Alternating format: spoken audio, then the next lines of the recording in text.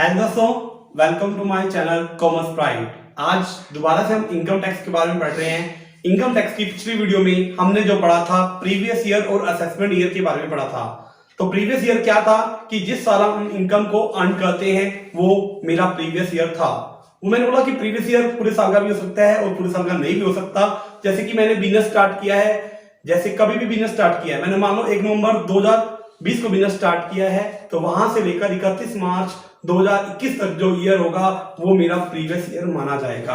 तो assessment year क्या था, जिसमें हम टैक्स देते हैं, वो मेरा असेसमेंट ईयर के नाम से जाना जाता है। और उसके बारे में पढ़ा था कि वो पूरा कंप्लीट 1 ईयर का होता है। आज जो पढ़ेंगे, हमने ये पढ़ा था कि इस साल हम कमाएंगे और अगले साल उसके बारे में क्या देंगे, टैक्स देंगे। बट इसके कुछ एक्सेप्शनल्स हैं, कुछ अपवाद हैं। वो अपवाद क्या है? जनरल रूल जो हमने पढ़ा था कि प्रीवियस ईयर में ही कमाएंगे और असेसमेंट ईयर में क्या करना पड़ेगा, आपको टैक्स देना पड़ेगा। बट उसके कुछ एक्सेप्शनल केस हैं। वो एक्सेप्शनल केस क्या है? वो 5 एक्सेप्शनल केस हैं जिसके अंदर हमें प्रीवियस ईयर में ही कमाएंगे और प्रीवियस ईयर में ही हमें क्या देना पड़ेगा, टैक्स देना पड़ेगा। एक को नाम से जाना जाता है taxation of the previous year income during the same year. हमने इसी साल कमाया है और इसी साल हमें टैक्स देना पड़ेगा। तो ये 5 हैं हमारे पॉइंट्स। वो पॉइंट्स क्या है, पहले इन पॉइंट्स को हम पढ़ लेते हैं। Income from non resident shipping business section 172 में डिफाइन किया गया है। अब इसके बारे में एक्सप्लेन करेंगे। अगर कोई बंदा छोड़कर जा रहा है इंडिया को, तो सेक्शन 174 इसके अंदर डिफाइन किया गया है। और कोई एक इवेंट किया जा रहा है एओपी, बीओआई या आर्टिफिशियल और जुडिशियल पर्सन के द्वारा, तो उसके लिए सेक्शन अप्लाई किया गया है 174A। देखो यहां पे 172 आया, 173 गायब हो गया। उसके बाद हम जो बात कर रहे हैं, प्रॉपर्टी को ट्रांसफर कर रहे हैं बट अवॉइड कर रहे हैं टैक्स को, इसके लिए सेक्शन डिफाइन किया गया है 175। इसी तरह से हम बिजनेस को डिसकंटिन्यू कर रहे हैं, बिजनेस या प्रोफेशन को हम क्या कर रहे हैं, बंद कर रहे हैं। अब हम जो है पहला पॉइंट पढ़ने जा रहे हैं। पहला पॉइंट क्या है? कोई एनआरआई मतलब नॉन रेजिडेंट, बाहर का कोई बंदा इंडिया में आता है शिप लेकर, शिप से आता है, समुद्री रास्ते से आता है, तो क्या वो शिप लेके आता है? मान लो ये शिप है, शिप बनानी तो नहीं आती मुझे, मान लो ये शिप है,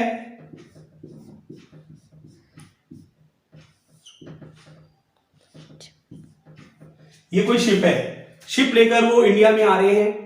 क्या जो इंडिया में शिप लेके आएंगे क्या खाली लेके आएंगे? नहीं, कुछ ना कुछ तो लेके आएंगे।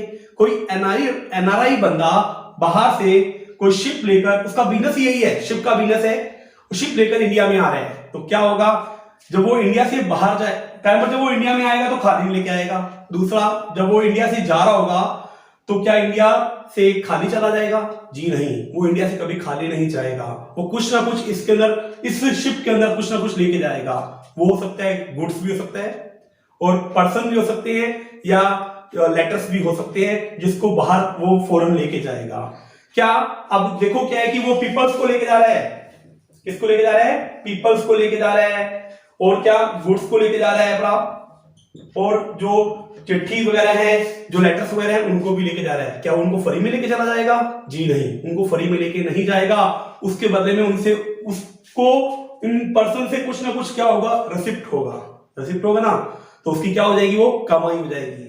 तो क्या इसके ऊपर वही रूल एप्लीकेबल होगा जो सभी पर्सन के ऊपर एप्लीकेबल होता है कि इस साल कमाएंगे और हमें उसका टैक्स जो देना पड़ेगा असेसमेंट ईयर में देना पड़ेगा? जी नहीं। अब इस बंदे ने इन बंदों से रिसिप्ट किया, मान लो उसने गुड्स का रिसिप्ट किया 50 लाख रुपए से और पीपल से रिसिप्ट किया कितना, 50 करोड़ रुपए से, 50 लाख रुपए से। टोटल रिसिप्ट उसने कर लिया 1 करोड़ रिसिप्ट कर लिया। तो वो इंडिया छोड़कर जाने लगेगा, इंडिया की बंदरगाह छोड़कर जाने लगेगा, तो क्या होगा, इंडिया गवर्नमेंट उसको बोलेगी रुक, तुझे यहां टैक्स देके जाना पड़ेगा। तो ये शिप जिसकी ओनर, जो शिप का मालिक है, वो बोलेगा कि मैंने तो रूल पढ़ रखा था कि आज हम कमाएंगे तो टैक्स हमें नेक्स्ट ईयर देना पड़ेगा। तो ये रूल यहां पे एप्लीकेबल नहीं होगा, क्योंकि गवर्नमेंट अगर वो छोड़ के चला गया, इंडिया को छोड़कर चला गया, तो क्या इंडिया गवर्नमेंट दूरबीन लगाकर समुद्री तट पर बैठी रहेगी कि वो बंदा कब मिस्टर एक्स आएगा और वो टैक्स देगा? ऐसा तो पॉसिबल ही नहीं है बड़ा कि वो टैक्स देगा। तो तो क्या उसकी इनकम के ऊपर अभी टैक्स ले लिया जाएगा। कैसे? उसने मान लो 1 करोड़ रिसीव किया है, उसके ऊपर 7.5%, 1 करोड़ के ऊपर 7.5% निकाल दिया जाएगा, वो उसकी इनकम मानी जाएगी और उस इनकम के ऊपर हम टैक्स कैलकुलेट करेंगे। इट मींस अगर ये बंदा इंडिया छोड़कर जा रहा है तो इंडिया गवर्नमेंट इससे पहले ही टैक्स ले लेगी, इसके ऊपर वो जनरल रूल एप्लीकेबल नहीं होता। सेकंड पॉइंट हम पढ़ रहे हैं, कोई पर्सन इंडिया को छोड़कर जा रहा है तो उसके ऊपर भी जनरल रूल एप्लीकेबल नहीं होगा। क्या पता वो इंडिया में वापसी कभी आए ना, उसकी मंशा ही यही हो कि मैं इंडिया छोड़ के जा रहा हूं, उसके बाद इंडिया में कभी नहीं आऊंगा। जैसे सपोज करो मिस्टर ए, एक मिस्टर ए है, वो बिजनेस उसे यहां काम किया था। कब काम किया था? मान लो 1 अप्रैल 2021 से काम किया था और वो 30 नवंबर 2021 तक इंडिया में काम करता है बड़ा, और उसके बाद वो इंडिया छोड़कर जा रहा है। तो कितने महीने काम किया उसने? अप्रैल से नवंबर तक, अप्रैल मई जून जुलाई अगस्त सितंबर अक्टूबर नवंबर, उसने यहाँ 8 महीने काम किया। 8 महीने में उसने कुछ कमाया नहीं होगा? यस, उसने कमाया होगा। तो उसको उसके इनकम के ऊपर क्या देना पड़ेगा? टैक्स देना पड़ेगा, इसी ईयर में देना पड़ेगा, क्योंकि वो इंडिया छोड़कर भारत से बाहर जा रहा है। क्या आपका वो इंडिया में कभी वापसी ना आए? अब उससे पूछा जाए, मिस्टर ए से पूछा जाए, हाँ जी कितने टाइम के लिए इंडिया छोड़कर जा रहे हो? बोलता है कि पता नहीं। हाँ, कब वापसी आओगे? पता नहीं। तो ऐसा कुछ सिचुएशन क्रिएट हो जाता है तो क्या होगा, हमें असेसमेंट ईयर का वेट नहीं करना, हम प्रीवियस ईयर में ही क्या ले लेंगे, इससे टैक्स ले लेंगे। इसके लिए जो सेक्शन बनाया गया है वो सेक्शन 174 बनाया गया है। तो अगला पॉइंट है, कोई हम इवेंट ऑर्गेनाइज कर रहे हैं, एओपी बीओआई के द्वारा कोई इवेंट ऑर्गेनाइज कर रहे हैं। एओपी कौन होता है, बीओआई कौन होता है? AOP association of person, BOI body of individual. देखो जैसे मैं एक एग्जांपल देता हूं, जैसे सपोज करो mister A, mister Ashu, mister Palu, mister Chirag और मिस्टर गोलू, ये सब क्या है? सब पर्सन इंडिविजुअल है, और एक अगर मिलकर कोई काम करते हैं तो ये एक बॉडी बना देंगे, जिसको बोला जाएगा बॉडी ऑफ इंडिविजुअल। इसी तरह से आर्टिफिशियल ऑफ पर्सन, या हम बात कर सकते हैं association of person. Association of person एक फर्म है, मान लो फर्म है, फर्म कोई भी हो सकती है, बीटा फर्म है कोई मान लो, और उसके साथ कोई एक पर्सन काम कर रहा है, कोई फर्म के साथ कोई पर्सन काम कर रहा है, वो इंडिविजुअल काम कर रहा है, मान लो मिस्टर आशु उसके साथ काम कर रहा है, किसी एक पर्पस के लिए काम किया जा रहा है, थोड़े समय के लिए काम किया जा रहा है, हमें पता है कि ये फर्म डिसॉल्व हो ही जाएगी। हम यहाँ बात सिर्फ यही कर रहे थे कि एसोसिएशन मतलब अलग अलग ग्रुप पर्सन के द्वारा एक ग्रुप बनाया जाता है अपना, एक फर्म एचयूएफ अगर मिलकर काम करते हैं, या एक फर्म या इंडिविजुअल मिलकर काम करते हैं, या फर्म और एक कंपनी मिलकर काम करते हैं, तो वहां पे एक ग्रुप बना दिया जाएगा, उस ग्रुप को बोला जाएगा एसोसिएशन ऑफ पर्सन। और बॉडी ऑफ इंडिविजुअल किसको बोला जाएगा? जब अलग अलग person, mister A, mister B, mister C, सारे अलग अलग मिलकर पहले अलग अलग पर्सन थे और मिलकर वो काम कर रहे हैं, उसको बोला जाएगा बॉडी ऑफ इंडिविजुअल। ये कोई इवेंट, थोड़े समय के लिए कोई इवेंट ऑर्गेनाइज करते हैं किसी पर्पस के लिए, तो उससे होने वाली इनकम को इसी ईयर में उसके ऊपर टैक्स देना पड़ेगा, प्रीवियस ईयर में ही टैक्स देना पड़ेगा, असेसमेंट ईयर का वेट नहीं किया जाएगा। इसके लिए जो सेक्शन बनाया गया था 174A बनाया गया था। इसके ऊपर हम एक एग्जांपल भी दे सकते हैं, वो एग्जांपल क्या होगा? देखिए हमने एक इवेंट ऑर्गेनाइज किया, या हम कोई काम कर रहे हैं, जैसे सपोज करो mister Ashu, mister Palu, mister Chirag और मिस्टर गोलू मिलकर कोई काम कर रहे हैं अपने, क्या बना रहे हैं, मान लो रेल लाइन बिछा रहे हैं अपने, या पुल को बना रहे हैं अपने थोड़े समय के लिए। जब वो पुल बन जाएगा, पालू अपने घर होगा, गोलू अपने घर होगा, उससे जो कमाई आई होगी, हमने पुल बनाया है, उससे हमने जो इनकम जनरेट की है अपनी, वहां से हमारी इनकम आई होगी। हमने सोचा था कि हम एक मिलकर काम करते हैं ताकि ये प्रोजेक्ट को हम जल्दी से पूरा कर लें। अगर हमारी वहां से इनकम होगी तो इनकम पे हमें टैक्स देना पड़ेगा। हम बोलेंगे कि इस साल तो हम टैक्स देंगे नहीं, क्योंकि इंडियन गवर्नमेंट का रूल है बड़ा, आज कमाएंगे तो टैक्स तो अगले साल ही दिया जाएगा। तो क्या हुआ भाई, ये अपने घर होगा, वो अपने घर होगा, गवर्नमेंट किस किस को पकड़ेगी? नहीं पकड़ सकती।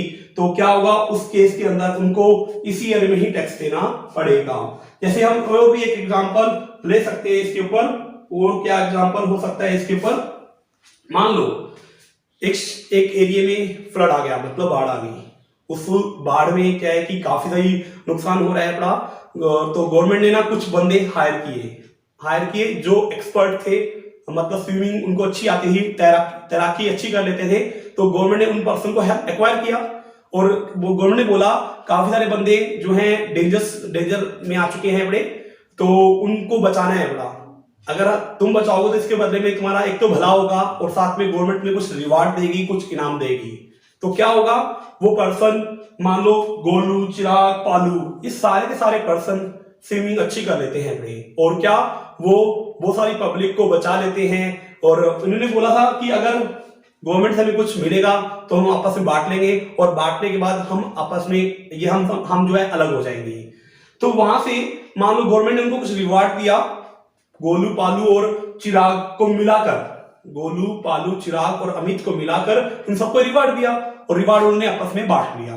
तो क्या होगा इससे, रिवार्ड तो बांट लिया, अब रिवार्ड बांटने के बाद मान लो ब्लड जो बाढ़ आई थी वो बाढ़ अब समाप्त हो चुकी है। इट मींस जो पानी का बहाव था वो पानी का बहाव कम हो चुका है, और जितने भी पीपल्स डेंजरस एरिया में आ गए थे उनको हमने रिकवर कर लिया है बड़ा। उसके बाद पालू अपने घर है, गोलू अपने घर है, चिराग अपने घर है, अमित अपने घर है बड़ा। तो क्या अब गवर्नमेंट उनसे टैक्स वसूल करेगी, उनके लिए असेसमेंट ईयर का वेट नहीं किया जाएगा, उनको प्रीवियस ईयर में इनको क्या देना पड़ेगा, टैक्स देना पड़ेगा।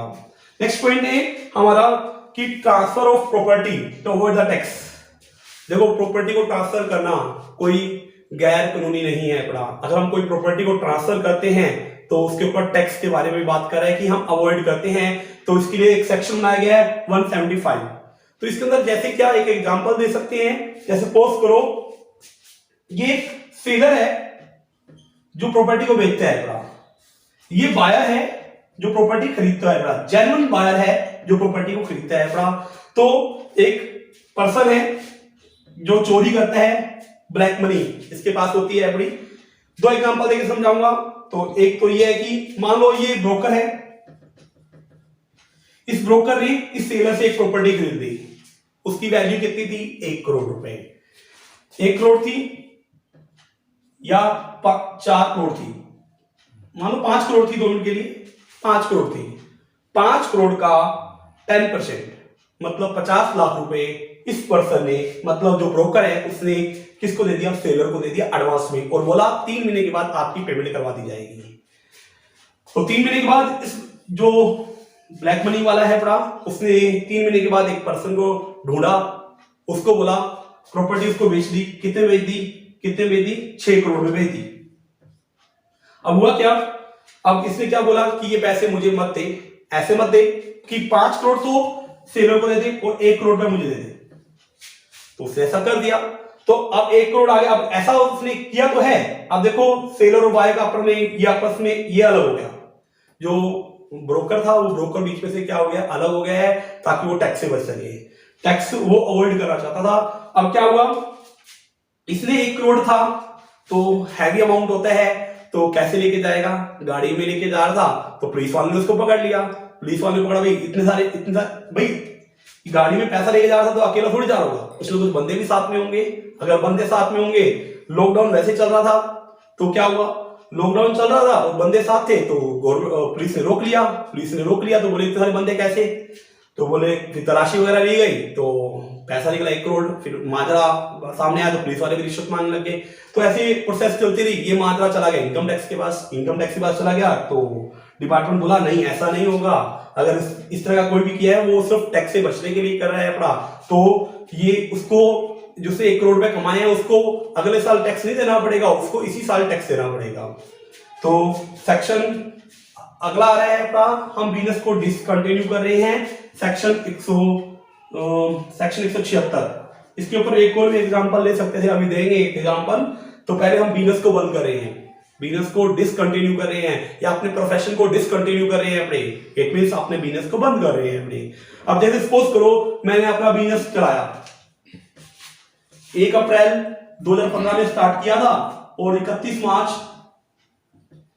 दिसंबर 2015 तक मैंने काम किया। इसका मतलब क्या होगा, मैंने 1 अप्रैल 2015 से बिजनेस स्टार्ट किया और उसके बाद क्या है 31 दिसंबर 2015 को मैं सोचा बिजनेस नहीं कर पाऊंगा क्योंकि मेरी एज हो चुकी है, मेरा मन नहीं करता बिजनेस करने का, मैं कहता हूं बिजनेस बंद कर दूं।